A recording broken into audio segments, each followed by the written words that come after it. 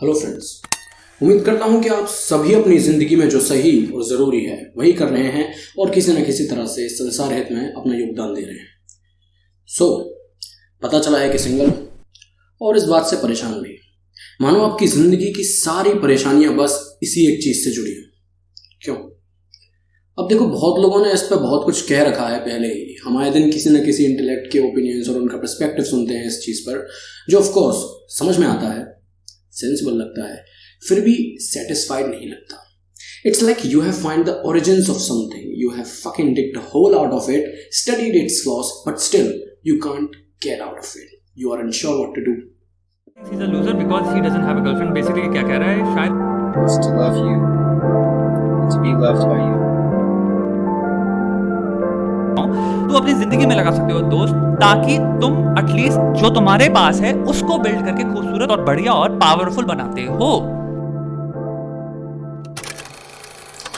सच बात तो यह है कि किसी चीज को एक्सपीरियंस करने के बाद ही ऐसा पॉसिबल है कि शायद हम फिर कभी उसे भूल सकें, डिपेंडिंग ऑन कि हमें उसकी कितनी डेस्परेशन है और उसका क्या इम्पैक्ट है हमारे ऊपर। और यहाँ प्रॉब्लम ये आ जाती है कि सब आपको भूलने को कह रहे हैं, अपनी सोच को परिवर्तित करने बता रहे हैं कि इस टूल को कहीं और डाइवर्ट करो।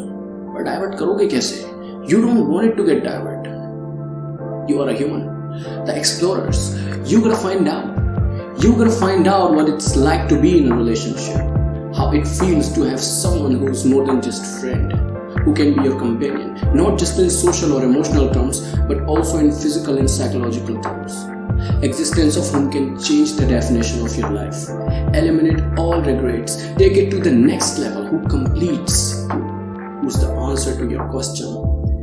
आपके सपनों की रानी। Unless you don't get this answer, I bet you are not going anywhere. अच्छा, इसी चीज को लेकर एक डिस्कशन है। It's a quite popular theory of hooking up at the earlier age.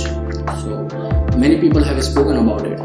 It's a very sensible theory which says कि एक certain age होती है जब आप ग्रो कर रहे होते हो, you know the childhood phase or when you are in early teenage years. कोई एज नहीं बोलूँगा because I think it depends on person to person in the circumstances कि लाइफ ने कितनी जल्दी किसी को मैच्योरिटी का एहसास दिला दिया है। फॉर एग्जाम्पल, किसी ने बहुत छोटी उम्र में जिम्मेदारियां संभाल ली हों। मेरे हाथ में था माइक, तेरे हाथ में जब चकना था। But there is a certain age, let's say जब तक आप कॉलेज में हो। यहाँ मैं जाकिर खान का एक पर्सपेक्टिव लूंगा जो उन्होंने एक इंटरव्यू में बोला था और लोगों को बहुत रिलेटेबल लगा। उन्होंने कहा था कि दोस्त लास्ट कॉलेज तक, बस जिन्हें आप एक्चुअली में दोस्त कह सकते हो वो यहाँ तक आपके बन चुके हैं। अब इसके बाद तो जो हैं उन्हें आप कह लो, पर उन दोस्त के रोल्स लिमिटेड हैं, मोस्टली वर्क रिलेटेड और सर्टेन प्लेस और time related talks and that's all. They don't personally know you as much as your actual school langotia yaar knows, because you have grown with them. You guys start seeing the world together and start creating opinions about it, which obviously changed by time, but just because you experienced it together and it's been long, you share a certain bond with these guys that regardless of conflict in present times or future, you know they are always gonna stand by your side. होते हैं कुछ, 2-3 ही होते हैं, ज़्यादा नहीं। सही कहा था जाकिर भाई। तो वो एज जब आप ग्रो कर रहे हो तब आपकी एक पर्सनैलिटी डेवलप हो रही है, आपके आदर्श बन रहे हैं, अभी बने नहीं हैं, काम चल रहा है। And that's the time when you are completely open for experiences. अगर आपका खास दोस्त भले ही अपनी नाक पहुंचता रहता है और आपको खुद ही पसंद नहीं है, फिर भी आप उसी के साथ खाना खाते हो, उसी के साथ रहते हो, he is like your partner. So considering this behavior of yours, we can say that you are open to the relationships as well. And by relationship, I mean same emotional bonding. I'm obviously not talking about the intimacy part or something like that.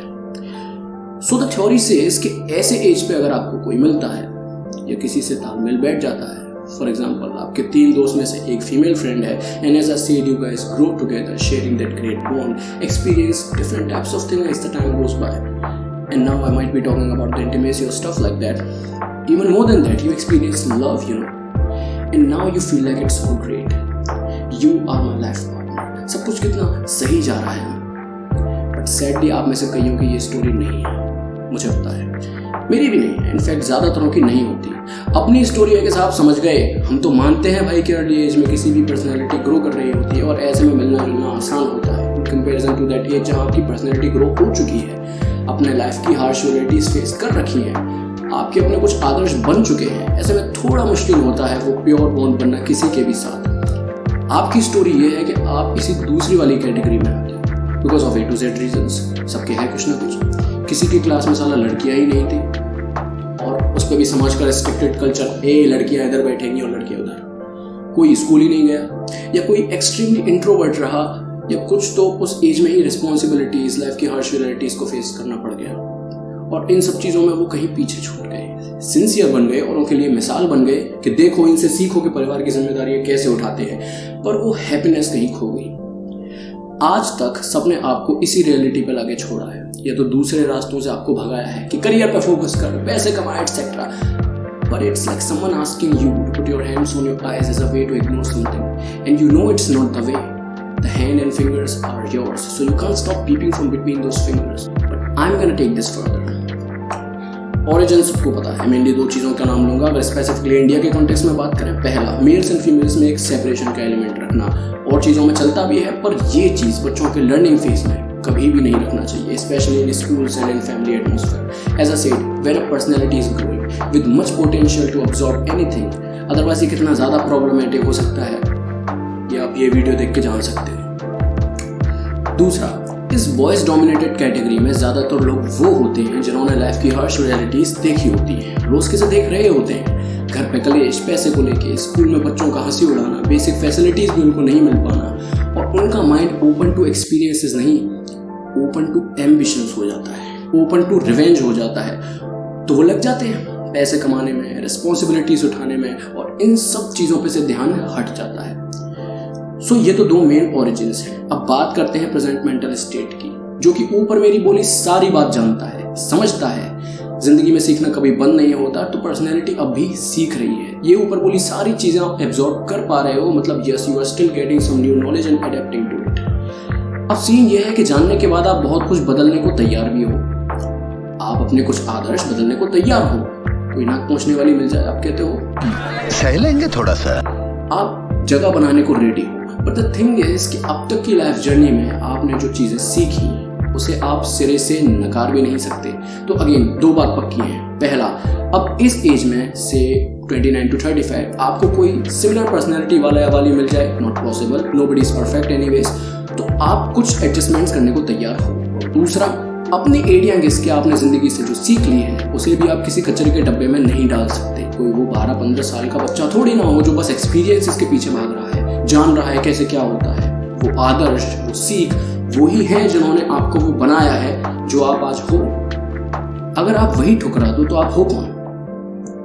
एक बच्चा। Wait a minute. दोबारा सुनो इस बात को, आप कोई वो 12-15 साल का बच्चा थोड़ी ना हो जो बस एक्सपीरियंसेस के पीछे भाग रहा है, जान रहा है कि कैसे क्या होता है। वो आदर्श, वो सीख ही तो है जिन्होंने आपको वो बनाया है जो आप आज हो। अगर वो आप ठुकरा दो, साइड लाइन कर दो, तो आप एक बच्चे बन जाओगे। Again that personality which is open to experiences.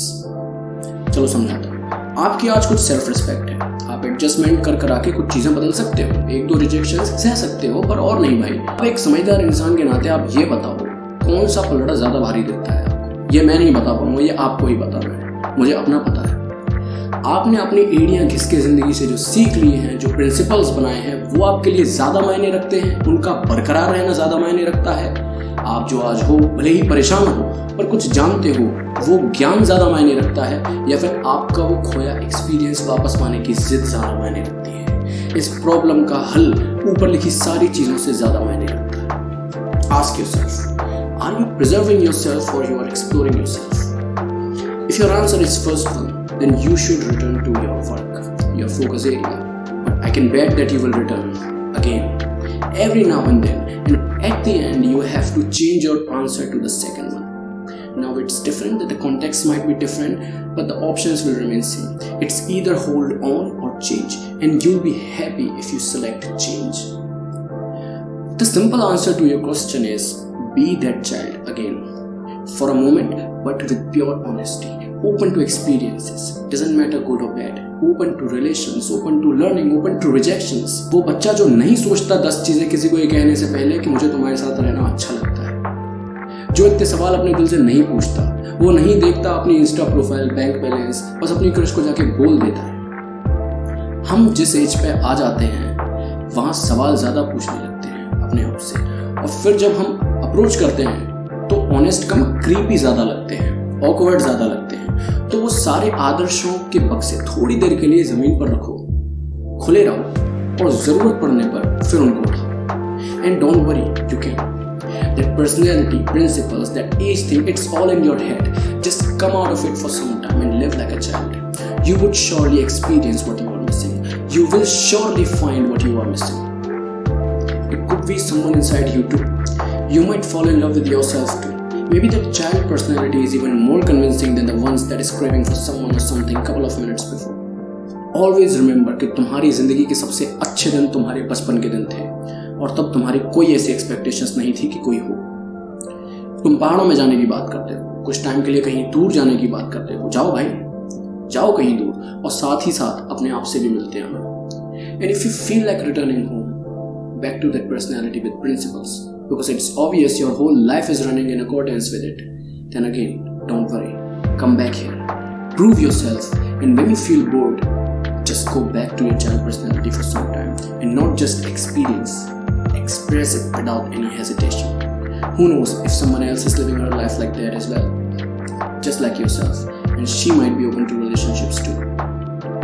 Last में यही कहना चाहूँगा कि क्यों सोचना है जाना कहाँ, जाए वहीं, ले जाए जहाँ, बेसब्री। Best of luck.